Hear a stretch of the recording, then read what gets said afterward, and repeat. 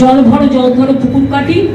মনে রাখবেন অনেকটা জল কিন্তু 5 লক্ষের ওপর পুকুর কেটেছি আমরা, তাতে অনেকটা জল কিন্তু ভরেছে। তাহলে আরো বন্যা হতো, আরো আসতো। তারপরে আমরা একটা লোয়ার দামোদর বেসিন প্রকল্প একটা করছি, তাতে অনেক জায়গা বেঁচে গেছে।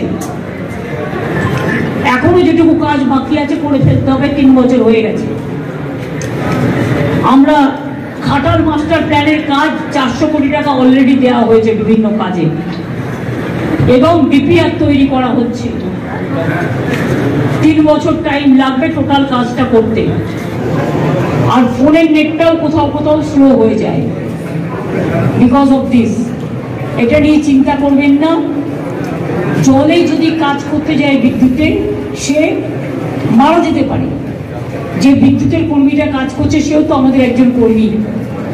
তাই জলে জীবন বাঁচিয়ে তারপরে বিদ্যুতের কাজগুলো রেস্টোর করার কথা বলা হয়েছে। অনেক জায়গায় হয়েছে, 100% হয়েও যাবে, কিন্তু আবার হয়ে গেছে অলরেডি বর্ধমানে।